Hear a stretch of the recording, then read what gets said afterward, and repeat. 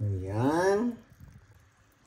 Unya guys, idungan na natin ang pak choy natin.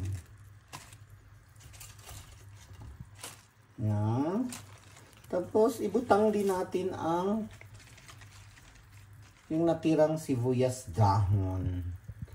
So, di ba guys? Mga katakers! Lami kayo siya!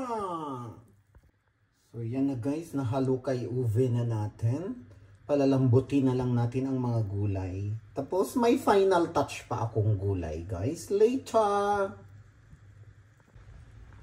Tapos, ang final touch guys, ang ating Chinese pichay.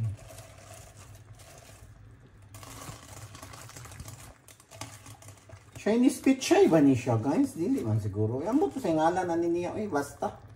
Mauna na siya. So, ating pabukalin.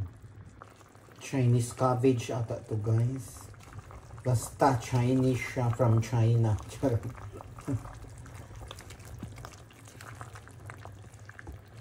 Uy, ginawa ko kadaghan na ni guys. Uy, saan man ako ni paghurot mga katakers. Dali na mo mga katakers, mga una ta, mga fafa. Kanaan ako ninyo, fafa. Halina, kanaan ako ninyo. Ato sa di siyang pahumukon gamay guys. Malunod na siya, basta mainit na siya. So, ito na yung finished product, mga katakers. Sa ato ang sinigang na pork belly. Pagkalami na lang gid mga katakers. Why sama kalami mula ulo hanggang paa. Charot. Halina mo mga katakers, mga papa. Kanaan ako ninyo papa. Mga una ta mga katakers sa atong sinigang na pork belly. Pagka-perfect. Wow.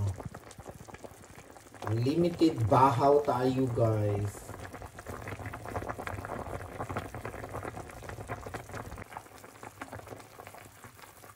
So guwapa kaya to ang sinigang na pork belly guys. Pagkalami mga katakers. Halina mo mga katakers, mga papa. Tangaw na ta papa. Kanaan ako ninyo papa. Mga una tao, kanaan ako ninyo, papa. Kaya ako na po yung mukha ninyo. Charot. Yan na, guys. Kaon na ta.